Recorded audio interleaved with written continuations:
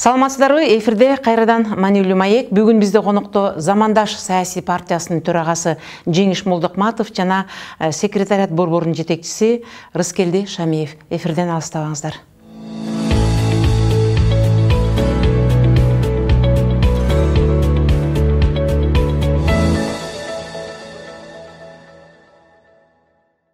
Саламатсыздарбы, мырзалар, биздин студияга куш келиптирсиңер.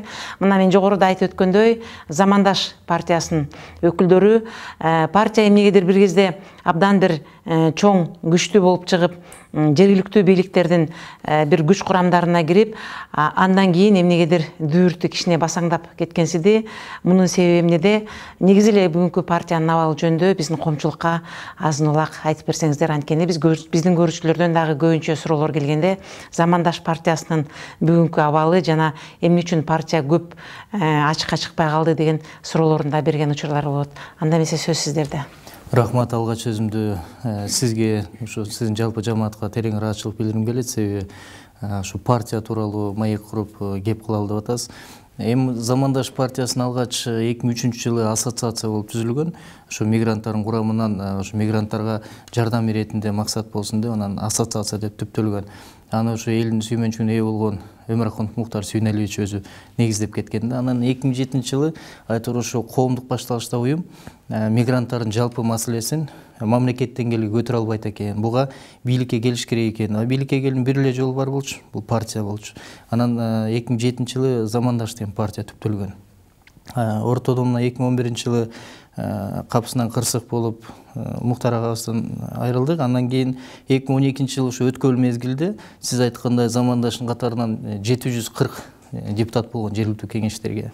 Андан улам 2015 жылы парламенттик шайлоо болду. Анан жыйынтыгында тилекке каршы Замандаш утулганга туура келди. Себеби анын бир нече себептери бар. Анын азыр мына ачыктаганга туура келип атат. Биринчиси ушу Замандаш партиясын 2015 жылы ар кандай саясий күчтөр ичинен талкалаганга аракет кылышты. Экинчи себеп ушу Замандашты 2015 жылы парламентке алып келбеген күчтөр пайда болду. Анан үчүнчү негизги себеп бул ушу каражат болду да. Анткени каражат дегеним айтканым, мына азыр парламентте кандай партиялар отурганын баарыбыз билебиз. Биз эле эмес, баардык элдин баары айтып атпайбы, олигархтык парламент болуп калды деп, акчанын күчү менен келди деп. Айтор ушу 2015 жыл парламенттик шайлоодо Замандаш бир тыйын коротпостон 50 000 адамдын добушун алды да. Бул ушу чоң ишеним дегенди билдирет. Ошол эле акча тараткандар 100-150 000 эле алды да. Анан азыр мындай ойлоп атабыз, анализ кылып, эгерде ошондо Замандаш акча тарата турган болсо 250-300 000ге чейин алмак экен да. Бирок биз андайга барган жокпуз.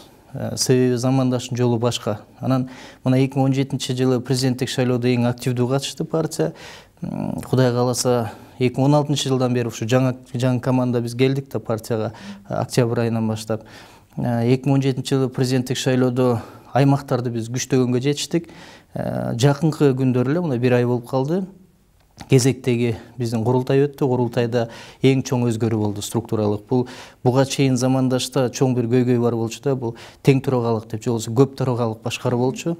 2-ден 5ке чейин төрагалар бар эле да. Анан бул жаман экен. Дүйнөлүк практикада дагы, анан Кыргызстандагы ала турган болсок 227 партия катталган бүгүн. Ошо 227-нин 4 гана партиясында тең төрагалык система иштейт экен. Калгандардын баарында бир эле төрагалык. Тең төрагалык эмнеге алып келет? Бул башаламандыкка, тартипсиздикке алып келет экен. Анан бир маселе болсо, анда ушу 2-ден 5 төрагага чейин тартышат экен да. Анан эки кошкордун башы бир кызанда кайнабай, Бизде 2 эмес 5 кошкор болуп кетип атты да. Анан айтор ушул анализдердин негизинде тең төрагалык болбойт экен деп, анан бир төрагалыкка өттүк. Мына жакын курултайда жалпы аймактардан делегаттар келип бир добуштан колдоп беришти. Мындан кийин Замандаш бир гана лидерлик, бир гана төрагалык башкаруу системасына өттү. Бул эмнени билдирет? Бул кийин парламенттик шайлоодо, кийинки саясий баягы күрөштөрдө Замандаш толук кандуу, күчтүү болуп барат, бир лидердин башында дегендей да. Андан тышкары мына лидерлик шайланды. Кудайым буйрса азыр абдан чоң максаттар коюлду. Жалпысынан партиянын ичинде чоң структуралык өзгөрүүлөр жүрдү. 5 жылдан бери эч ким кыла албай аткан. Кудай кааласа ушу жаңы команда келип, ушуну аткара алдык. Кийинки максат эмне? Бул кийинки парламенттик шайлоо. Анан Замандаштын өзгөчөлүгү эмнеде? Башка партиялардан. Башка партиялар шайлоого 2 ай калганда элдин алдына чыгат да. Биз азыр 2 жыл деп атабыз, 2 жылдын ичинде партияны дайындайлык деп. Биринчи элге программаны тааныштырыш керек. Экинчи партиянын ичиндеги адамдарды тааныштырыш керек. Мына азыр аймактарда баягы электен өткөрүп атабыз да. Эл өкүлү боло турган, чыныгы баягы мандатты тагынып, элдин мүдөөсүн аткара турган, ушу элге кызмат кыла турган улан азаматтарды биз азыр териштирип атабыз. Анан баягы иргелип келип, анан Кудай кааласа тизме түзүлөт. Анан ошолорду окутуш керек да. Партиялардын негизги проблемасы эмнеде? Маселеси бул парламентте отурган депутаттардын көбү тилекке каршы мыйзам менен иштеп көргөн эмес да. Анан биз ошон үчүн айтып атабыз да, эл өкүлү боло турганды, депутат боло турганды азыртадан дайындаш керек. Депутат деген ким, максат эмне, милдет эмне, укуктары кандай. Андан кийин аткаруу бийлигине бара тургандар бар да. Министр болсоң, анын укуктары, милдеттери кандай болуш керек? Деги эле мамлекеттик түзүм деген эмне? Анан партиянын түзүмү кандай болуш керек? Партия кандай калыптаныш керек? Анан партиянын идеологиясына сугарыш керек да адамдарды. Мына ошол ыкмага өттүк. Кудай кааласа дагы бир чоң жаңылык болду. Тилекке каршы бир 3-4 жыл мурун, жылдан бери миграция жааты калып калган да. Анткени Замандаш бул мигранттардын курамынан чыккан партия да. Мына биз Орусияга барып келдик, жакынкы күндөрү Турцияга барабыз, андан кийин Казакстанга, анан Европага аттанганыбыз. Сырттагы биздин ошо диаспоралар менен күчтөндүрүп кайра жандандырып атабыз да. Жалпысынан алганда Замандаштын алкагында, ушу партиянын ассоциациянын алкагында дүйнөдөгү 90% десем жаңылышпайм, эң биринчилерден түзгөн да Замандаш. Диаспоралар түзүлгөн да. Ошо баштарын бириктирген. Эми ошону кайра күчтөндүрүп, бир чоң идеяны алып чыгалы деп атабыз. Ал кандай? Ошо партия ассоциациянын алкагында дүйнөдөгү кыргыздын диаспораларынын башын бириктирип, анан бөлүнүп жарылбастан бир жалпы Кыргызстандын конгресси кылып чыгаралы деп атабыз. Дүйнөлүк конгресс. Анткени мисалы Москваны эле алсак, Москва шаарында эле 24 диаспора бар. 64 уюм бар, бир нече фонддор бар. Анан чачыранда да Москвада бир чоң иш-чара өтө турган болсо, кыргыздардын атынан ким чыгат десе, уюмдардын төрагалары көп чыгып кетет. Ошон үчүн дүйнөлүк бир масштабта бир конференциялар, жыйындар, бир маселелер болсо, бир эле адамды чыгарып тургандай. Өкүл катары. Анан бул сөзсүз түрдө президенттин алдында болуш керек деп атабыз. Себеби 1,5 миллион сырттагы мигранттар болуп атпайбы? Ошого конституциялык укугу бар президенттин. Жана ал милдеттүү ошо мигранттардын баарын тескеп турганга. Ошол партиянын жакында эле ошо съезди болуп өтүп атасыз. Саясий курам өзгөрдүбү же ошол эле боюнча калдыбы? Албетте өзгөрдү. Партиянын толугу менен структурасы өзгөрдү. Айтор ушу тең төрагалык жоюлуп, төрагалык келгенден кийин төрага шайланды. Андан кийин мурунку эскирип калган термин бар, аппарат деген.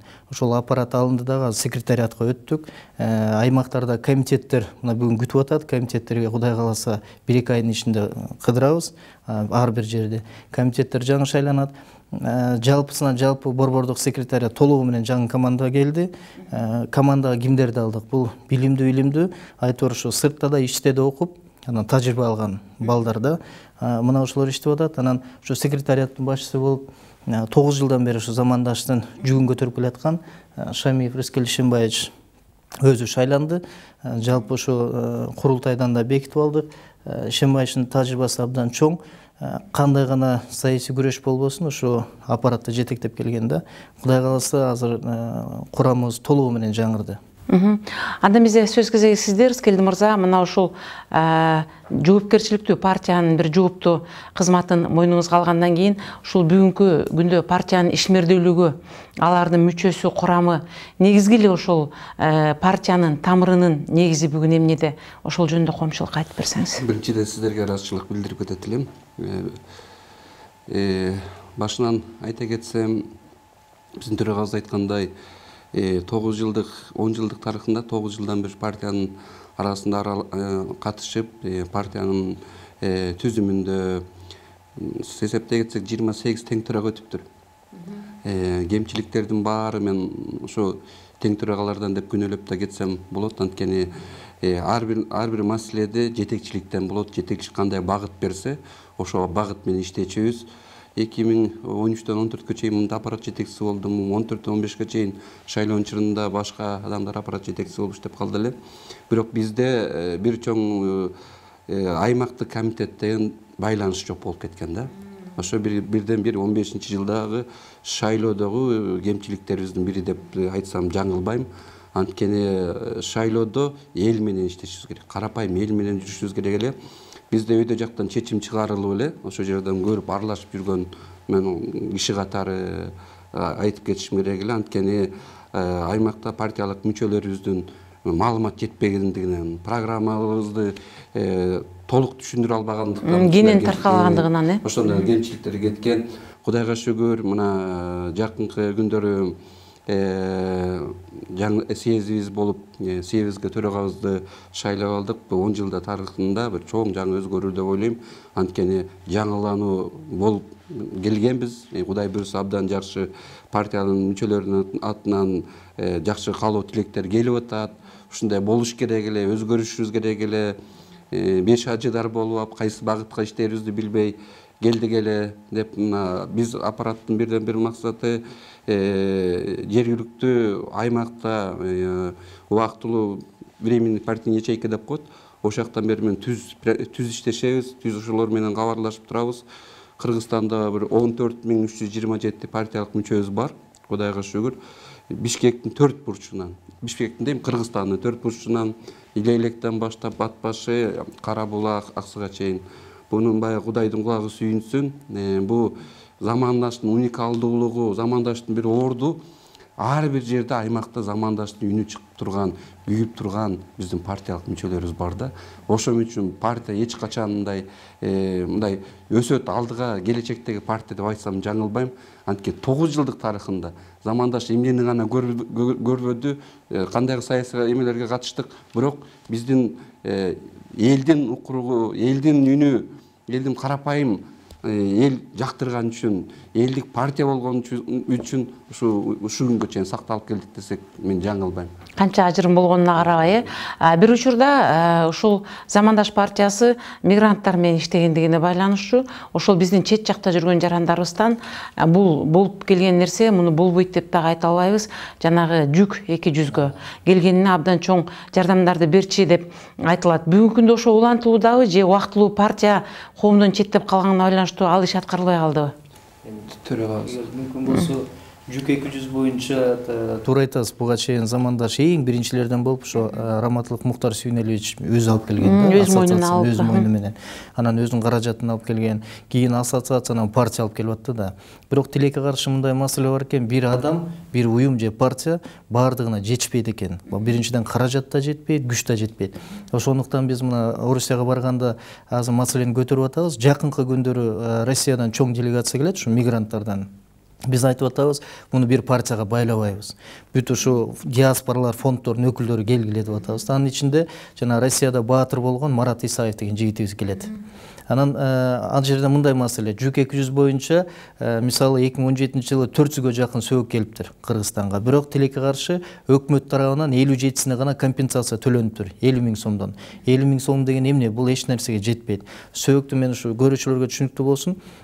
Каза болгон жаран, мисалы Москвада болсо, ал моргко келгенде аны бальзамировать этет, соет, бальзамировать этет, өзүнчө аны тоңдурат, жолдун алыстыгына ылайык. Анан гроб жазылат, гробдун ичине оцинкованный дагы жыттанбаш үчүн ага салынат. Анан ошо моргтон аэропортко чейин алып келиш керек, анан атайы кызмат алып келет. Жөн машина салбайт. Анан аэропорттон өзүнчө төлөмдөр менен, текшерүү менен бияка учурулуп келет. Анан Манас аэропортунан каза болгон жарандын ушу жерине жеткирилет. Мунун баардыгы бир орто эсеп менен 100 000 сом кетет экен. Анан биз азыр президенттин деңгээлине көтөрүп атабыз. Маселени жакында ошо кайрылуу болот. Ушу жүк 200 боюнча жана миграциялык кызматтын атайын бөлүмү бар. Мына ошол жерге компенсацияны 100 000гө көтөрүп бергиле деп.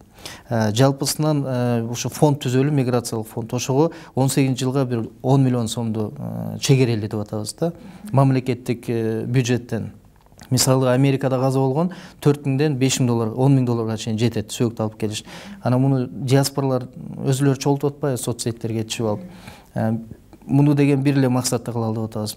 Биздин мекендештердин сөөгү өз мекенине көмүлсүн деген максат. Муну ушу Раматылык Муктар Сүйүнөлүевич көтөрүп кеткен. Анан маселен биз билип эле турабыз, өкмөт айтат акча жок деп. Биз анын баарын далилдеп беребиз, акча бар экен.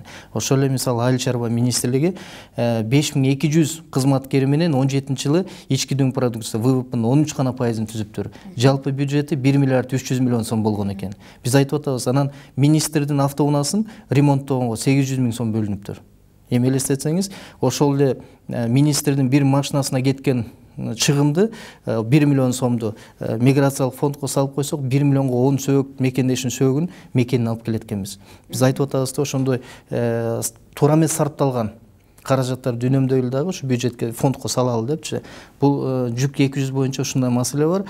Анан жүк 200-дү дайым эле бюджетке күчтөнтпөй, баягы жеңилдетиш үчүн чыгып аткан мигранттардын ден соолугун, алардын жашоосун камсыздандыруу керек деп атабыз да.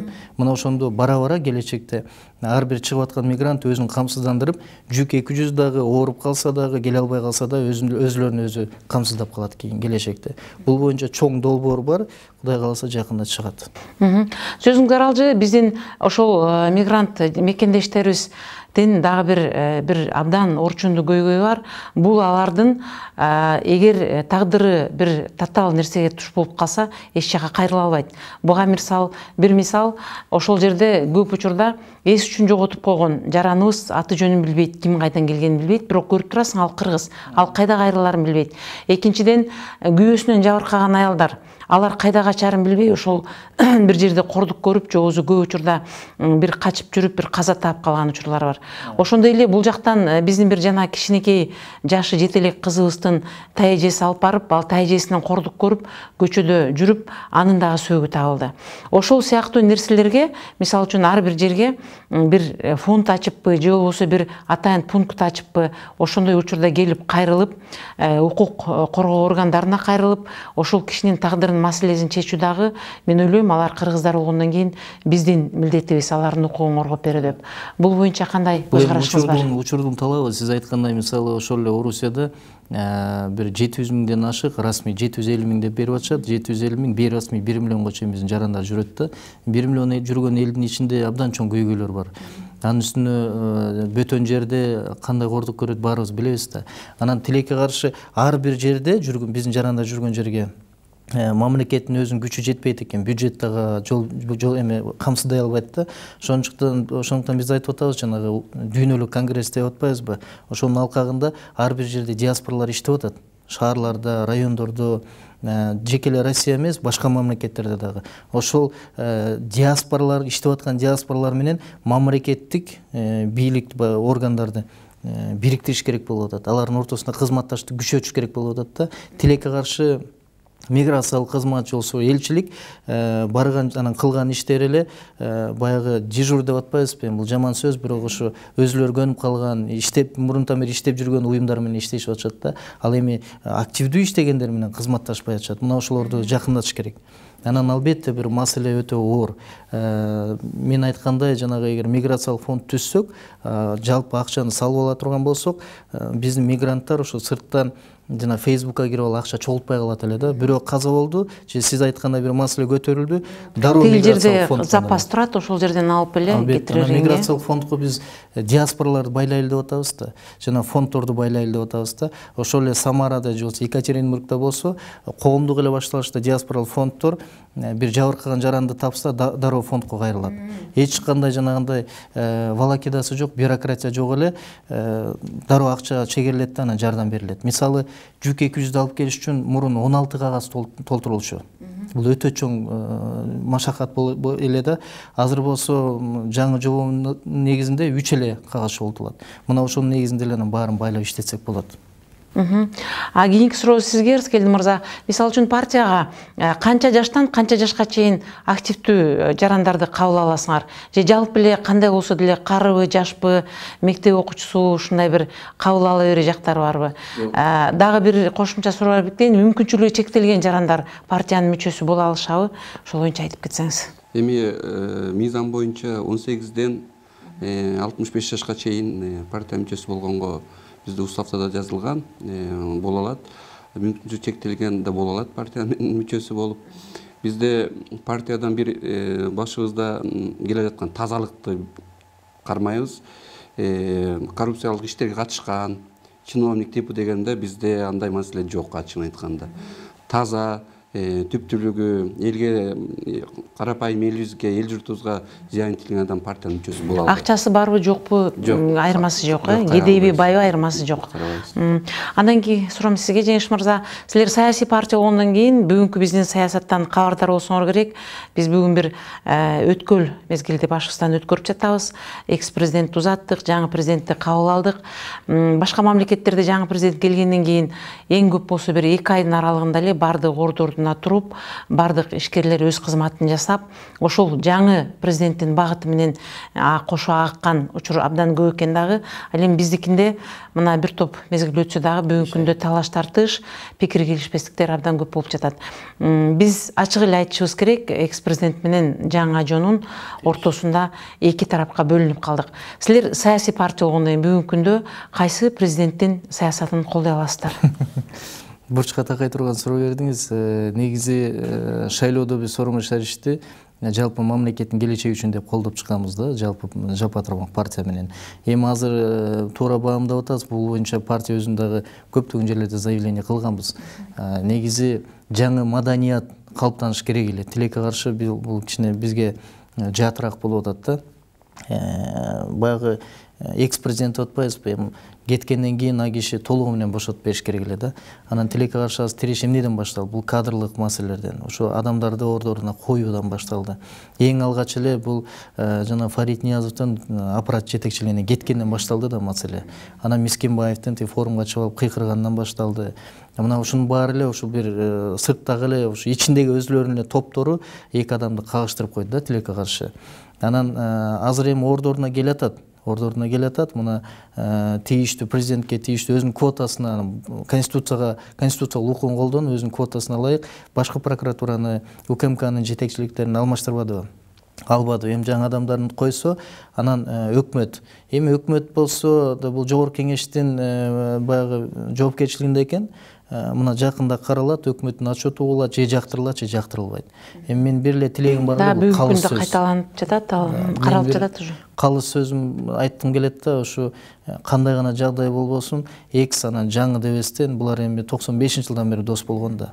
Бири-бирине мамилеси оңолсо экен деп тилек кылам да. Бир келишимге келип, албетте, себеби мамлекетке аз стабилдүүлүк керек. Анан бирок кандай гана болбосун жаңы президент өзүнүн командасын топтойт да, ким болбосун. Мисалы биз деле замандашка жаңы жетекчилик келди, биз деле жаңыртып атабыз адамдарды. Анан иштебегендер болсо, аларды албетте жумуштан алыш керек. Эгерде кандай бир жоопко тартыла турган болсо, аларды сөзсүз түрдө камаш керек. Мына мен кош колдоп атабыз, биз жанагы Бишкек ТЭЦ боюнча биринчилерден болуп заявление кылганбыз. Депутаттык комиссия түзүлсүн, камала тургандар камалсын деп мындай так кесе айтканбыз да. Мына бүгүн көрүп атабыз анын жыйынтыгын. Бир эле тилек ушу эки адамдын таарынычы жалпы элди экиге бөлүп ийбеш керек. Бул жаңы келген президент өз курамын топтойт деген, бул деген дүйнөлүк тажрыйбадан келаткан нерсе. Андан кийинки суроом, бул мисалы үчүн бизде азыр фракциянын курамындагы партиялар, алар сөзсүз бир өзүнөн күчтүүрөөк партияга деген баш ийип турат. Ошонун курамында десек да жарашат да. Мисалы үчүн көп партиялар СДПКнын курамында. Алар СДПК кайсыл тарапка кагылса ошол жакка кагылат. Кээ бирлөр өнүгүүгө, дагы бирлөр бир болгоо. Көп партиялар ал кандай ырдаса ошого жараша бийлейт же өзү ырдайт. Ал эми Замандаш партиясы силердин келечектеги планыңар кандай? Бир партия менен журулушуп, ошолор менен кошо кеттесиңерби, же силер өзүнчө бир күчтүү партия болуп чыккыңар келеби? Абдан жакшы суроо бердиңиз, өзөктүү. Мен минтип айтат элем да, бирке кичине оңдоп. Азыр парламентте башка фракциялар СДПКнын ичинде аларга баш ийүү менен эмес, бүт 6 фракция тең бир эле адамга баш ийип иштеп атат. Буга чейин иштеп келген бул президентке. Аны биз ачык айталы. СДПК мурункудай күчүндө эмес. СДПК мурункудай чоң фракция эмес. Анан бул эмнени билдирет? Бул ошо парламенттин көз карандылыгынан жоготкондугун билдирет да. Башка айтканда, парламентке келген ошо 6-союздун депутаттары бардыгы көз каранды болуп калды да. Башкы прокурорду 105 депутат добуш менен мактап жактап алып келишти эле, бир мурунку президенттин сунушу менен, жаңы президенттин сунушу менен жамандап атып турганда 105 депутат эле кайра добуш бере алып койбодубу? Бул эмнени билдирет? Бул ушу парламенттин өзүнүн баягы ою да позициясы жок дегенди билдирет да, тилекке каршы. Жеке пикири жок, Да, ал эми замандаш боюнча муну келечек көргөзөт, бирок биз ар дайым айтып келатабыз, чоң саясий күчтөр менен биригүүгө ар дайым даярбыз. Эгерде ошо биригүү максаты бир гана мамлекеттин келечеги үчүн болсо. Бүгүн сүйлөшүүлөр жүрүп атат, жакын арада билинет. Мисалы үчүн бизде Кыргызстанда акыркы учурда бир жаман салтка, адатка айланып калды. Бул 6 жылдын ичинде дагы бекемделди десем болот. Мисалы үчүн бир министр кызматтан кетсе, сөзсүз бир партиянын өкүлү келип отуруш керек. Бөлүп алышкан. Жанагы Кыргызда устуканды бөлүп алышко, жамбаш башконоктуку, баш болгоноктуку, жото жилик тигиники деген сыяктуу эле биздеги Кыргызстанда болгон эң бир мындай чечүүчү кадрларды бүгүнкү күндө партиялар бөлүп алган. А эгерде бүгүнкү күндө биздин өкмөткө ишенбичүлүк көрсөтүп, өкмөт тараса, анда кадрлардын орду бошойт да, мүмкүн жаңылануу болот. Ошондо эмне үчүн замандаш партиясынын бир илимдүү чачтары болсо барып ошол жерге турбайт? Эң туура айтып атабыз, биз сунуш кылабыз, албетте бул боюнча сүйлөшүү жүрүп атат, тийиштүү биздин кадрлык резерв бар, азыр даяр адистерибиз бар, алар сунуштайбыз. Эми дагы бир көйгөйлүү маселени көтөрүп кеттиңиз да. Парламенттик башкаруу дегенибиз менен ошо өкмөттү жалпы аткаруу бийлигин парламенттин колуна берип койдук да. Ана жерде 6 фракция азыр бөлүнүп устуканда болгон. Ошол эле 12 министрликти, 22 агентство ведомстволорду, 3 фондду дей койчу бардыгын. Анан жада калса булар аймактарды бөлүп алганда, ким губернаторду коет, ким акимди коет, ким мэрди коет, кимдин квотасына тийиштүү деп. Ушунун айынан биз өнүкпөй келатабыз да. Бирок 16-жылы муну эскерип турушубуз керек. 16-жылы декабрда баш мыйзамга өзгөртүүлөр киргизилген экс-президенттин сунушу менен. Анан а жерде премьер-министрдин укугун көбөйткөнбүз. Премьер-министр азыр акимдер да, министрлер да ала алат, дайындай алат. Демек бүгүн премьер-министр күчтүү болуш керек. Ал өзү каалаган команданы алып келип, өзү каалаган адам менен иштеше алат. Бирок андайды биз көрө албай атабыз. Эмнеге? Анткени мен башынан айтылгандай эле, жалпы парламент ошо президентке көз каранды. Жалпы мында парламенттин ичинен бирин-серин эле депутаттар бар, өз оюн так айта алган, тилекке каршы. Мына ошо качан өкмөт туура иштейт, качан парламент күчтүү иштейт, качан парламентке чынында элдик партиялар келгенде, качан парламентке капчыктуу эмес элдин кадырына сиңген адамдар келгенде, мына ошондо чын элдин мүдөөсүн көтөргөндө алар өкмөттү курап берет. Өкмөттү биз көрүп атабыз да, сиз айткандай бүгүн бир экономика министрлигине футболистти деле коюп койсоң иштей берет. Анткени артында партия турат, коргоп турат. Ошол эле эптеп эле партиянын мүчөсү болсо болот. Албетте, ошол эле жана айыл чарба министрлиги министри автоунаасын 800 000 сомго жана ремонттогондо, парламентте көтөргөндө ошо фракциянын атынан лидери чыгып коргободубу? Бул биздин министр тийбей эле дегендей. Ушундай көйгөйлөр. Ушундай көрүнүштөр болуп жатат, Андан кийинки суроо сизге, Рыскелди мырза, мына ушул партиянын мүчөлөрү менен иш алып барууда гендерлик теңдик силерде кандай? Аялдарда барбы мүчөңөрдө? Эгерде ушундай бир иштей ала турган, билими бар, лидерлик касиети бар аялдар болсо, аларды жылдырасыңарбы, же силер аялсың, бизде эркектер болуш керек деген маселе көппү? Анткени мен угушумча ошо партияда көбүнчө лидерлик тарапта силерде аялдар көрүнбөйт. Жакшы суроо бердиңиз. Биринчиден, могу съезд өткөндөн кийин партиянын структурасында түзүлүшүнө өзгөртүүлөр киргизди көп. Аялдар комитети деген бар. Абдан аралыктуу иштерди алып барып атышат азыр ушул күндө. Тың айымдарыбыз бар. Айымдар менен иштерди алып барып атышат. Бизде именно саясий кеңешибизде 30% деген аялдардын пайызы колдонулат. Бул эми мындай да, бул саясий партия болгондон кийин биздин айымдарыбыз өзүн көрсөтүш керек. Жаңы команда болгондон кийин жаңы өзүнүн саясий аренада өзүн көрсөтүш керек. Бул мындай жөнөкөй эле нерсе деп айтсам. Теңдик болот, гендерлик теңдик. Замандаштын өзгөчөлүгү бир да партияда жок болуш керек. Жана аялдардын комитети, женский комитет деген. Замандашта аялдардын комитети бар, анан жаштар канаты деп коет эмеспи? Мына коомчулук азыр билди, ал жөнүндө аялдар комитети силерде атайын өзүнчө. Жаштар канаты деп коет эмеспи? Биз жаштар канаты дегенди жоюп салдык. Себеби жаштар канаты партияларда футболкаларын, кепкаларын кийип алып жанагы мусор чолуп жүрүшөт да. Кайчан көрбөсүң субботникте жүрүшөт. Биз азыр жаштардын комитети деп атабыз, аялдардын комитети деп атабыз. Мына жаштар комитети жогорку кеңешке жакында эле мыйзам сунушташты, каарылар боюнча. Анан мыйзам азыр жогорку кеңештин уже коомдук угууда процессте кирди да. Кудай кааласа бул өтүп калса, бул ушу замандаштын жаштары кылган мыйзам болуп чыгат. Анан биз айтып атабыз да, партия деген бул эмне? Бул саясий уюм болгондон кийин анын курамындагы жаштар курал болбош керек. Ал ушу мыйзамдар менен иштеш керек, сунуштарды кылыш керек деп. Ал эми аялдар комитети бүгүн жакшы иштеп атат. Курамыбызда абдан жакшы активдүү иштеп жүргөн, коомдук иштерге аралашып жүргөн айымдарыбыз бар. Эми Кудай кааласа алар келет. Анда эмесе, мырзалар, ишиңиздерге ийгилик, абдан жакшы маселе экен. Биз да каалар элек келечекте ушу Замандаш партиясы биздин мамлекетке, биздин өлкөгө бир абдан жакшы нерселерди алып келген партиялардын бири болсо экен деп. Рахмат. Дагы бир жолу рахмат сиздерге. Рахмат сиздерге.